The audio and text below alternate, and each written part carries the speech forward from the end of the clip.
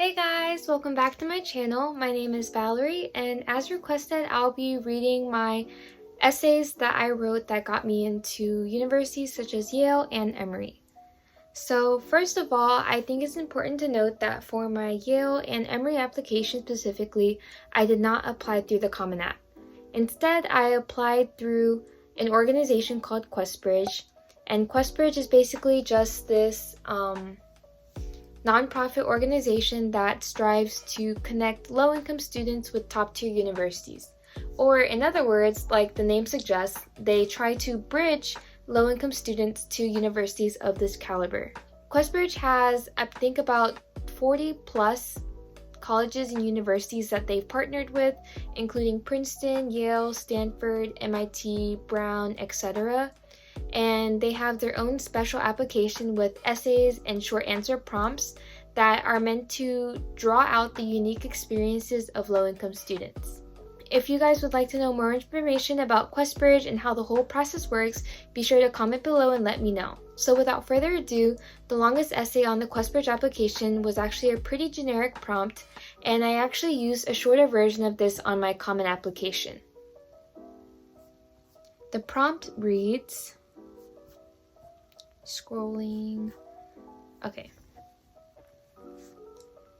So the prompt says, we are interested in learning more about you and the context in which you have grown up, formed your aspirations, and accomplished your academic successes. Please describe the factors and challenges that have most shaped your personal life and aspirations. How have these factors helped you grow? I commit identity fraud almost every day. I go by 3 names, Valerie, Amy, and Natalie. Yesterday, I was Natalie.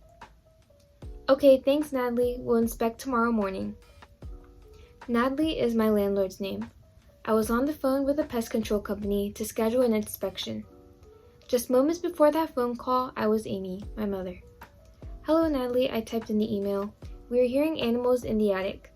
Can we schedule a pest inspection to see what's going on? Okay Amy, call and say you are Natalie Sang. Have them send me the bill. Within a 20-minute span, I assumed 3 identities, using each of them interchangeably to my advantage. This wasn't always my job. It was a role I acquired after an incident in 2017. As the violent knocking resonated throughout the house, I walked towards the door, expecting to receive a package I ordered. Instead, I was confronted by a 6-foot giant. The afternoon sun made a silhouette of his face. Is this the residence of Amy Fan? Yes, I replied, she's my mom. He handed me a letter that read in bold at the top, warning to vacate. My legs almost buckled under the sudden heaviness of my heart. I didn't know how to respond. No one was here to help, and I was home alone. The agent's eyes loomed over me as I read the letter. Rushed and disoriented, I nervously released an insincere, okay, thank you. Thank you was the last thing I wanted to say to him. But all I could focus on was how to maintain my composure when staring face to face at the threat of homelessness. The letter stated that my mom didn't fully pay 5 months of rent, accumulating to $9,600 of debt. The landlord demanded full payment by the end of the month, otherwise he would change the locks and force us to move out.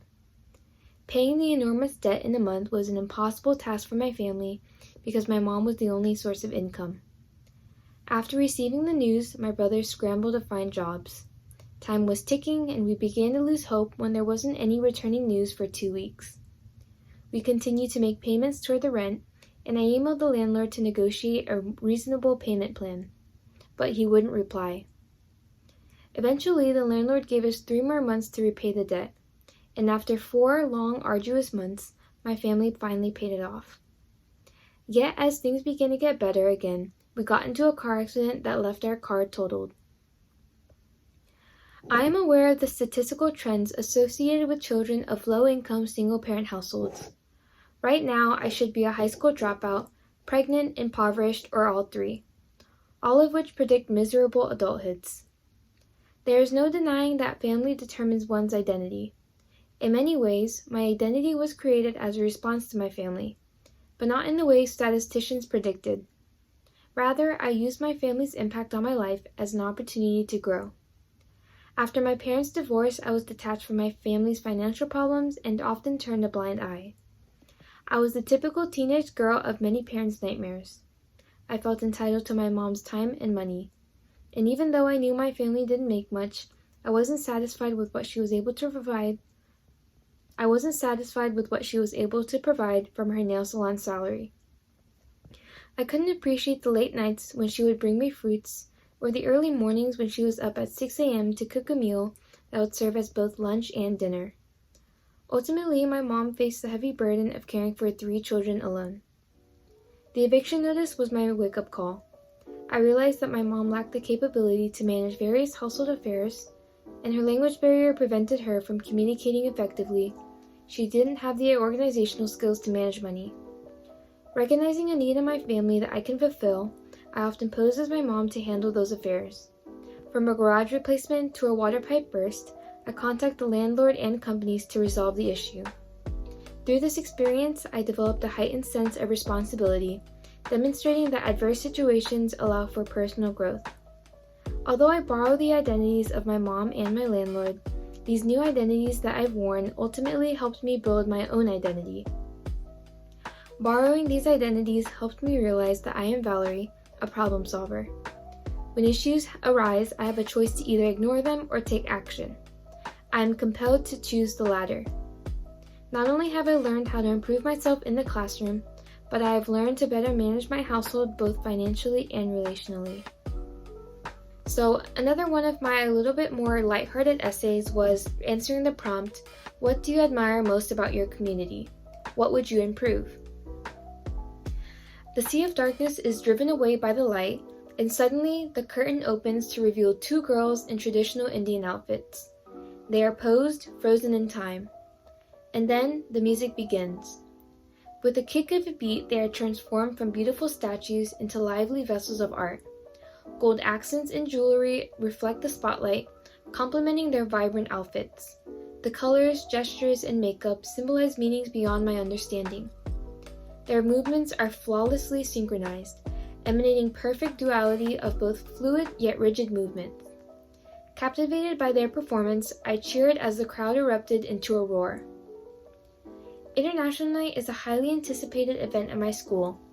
Groups representing various ethnicities practice their performances months in advance, awaiting the day when they could share a part of their culture with their peers. Excitement, nervousness, and enthusiasm brewed within me as the day drew near when my group would perform our Vietnamese fan dance. I was eager to express a part of me that I usually didn't have an opportunity to share with those outside my culture. I feel exceedingly blessed to live in a community like Duluth, where differences are extolled. Duluth High School's diversity is a unique characteristic that sets it apart from many other schools. We come from 73 countries and we speak 37 home languages. We use these differences as a unifying factor academically and socially. One of our school mottos encapsulates the environment Duluth creates. Differences don't divide us, differences make us stronger. We are one. International Night exemplifies Duluth's diversity, which instills an unparalleled perspective in all its students. Our diversity guarantees that everyone has a home in Duluth, and it also embraces human complexity. I am a Vietnamese Asian American Christian lacrosse player who plays the violin and is an aspiring healthcare professional. These are just some aspects of my identity, yet they overlap between a variety of groups. The beauty of Duluth is that I don't have to limit myself to a single niche. I can be involved with several groups of people who I identify with. I find home, a sense of belonging, in all of these niches, while at the same time finding harmony of my own person and identity. However, being inclined to a variety of passions means that I physically have to be at many places, which is especially difficult when I don't have a ride. I often struggle to find a balance between what I wanted to participate in and what was possible. It would have been extremely helpful if Duluth had a developed public transport system. Although a hefty investment, improving public transport would greatly reduce the traffic, while also providing more affordable, convenient, and effective means of transportation. Now that I can drive and work, I personally do not face a transportation issue anymore. However, I am still passionate about this issue because it places limitations on my peers, hindering them from engaging in their passions.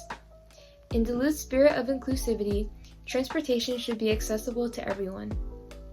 So as you can see from my essays, I didn't really try to use huge words or confusing language or language that made me seem smarter than I really am.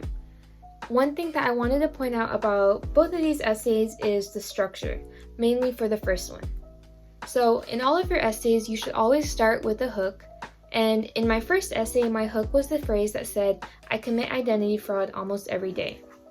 So a hook is a statement or a phrase that would draw in your reader, in this case the admissions officer, into reading more of your essay and being compelled to learn more about who you are. So my first phrase was a phrase that would be very confusing without any further explanation, leaving the admission officer compelled to read more to answer the questions that he or she had when reading my first statement. After I had introduced the hook and kind of laid the foundation for my essay, then the next part was starting the anecdote, which was the story, the meat behind my essay. My anecdote specifically was about how my family was almost evicted from our home, and although this was the meat of my essay, I wouldn't say that this was the most important part. Rather, I would argue that the most important part of my essay was the last 3 paragraphs of my essay, which I dedicated to the "so what" part. So I think that a lot of people who write essays kind of neglect the "so what" part, and they focus so much on the story and the topic and what they want to write about.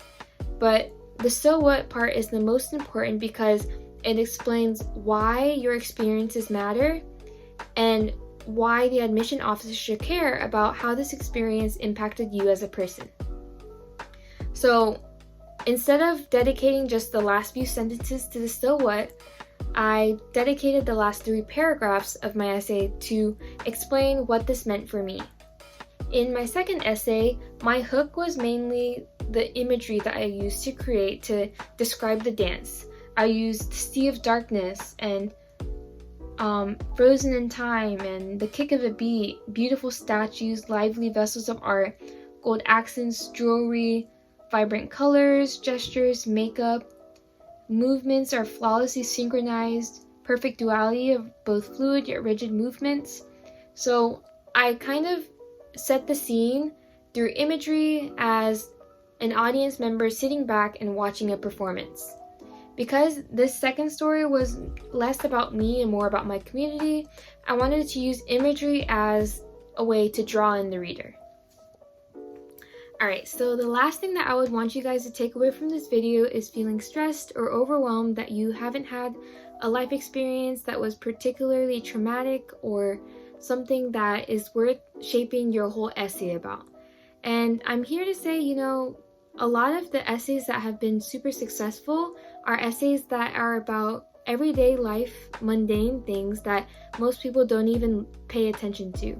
And some of these essays have been about Papa John's or even Costco, alarm clocks, just a bunch of random things that people don't pay attention to, but they've used those things as an extended metaphor and as a vehicle to tell their story.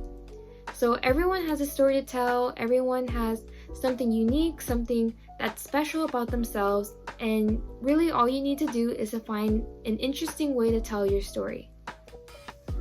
Alright, so I think I've reached the end of my video. If you guys would like to see more content or see more advice about the college application process and college essay writing, be sure to let me know in the comments below. Remember to like and subscribe, and I will see you guys next time. Thanks for watching!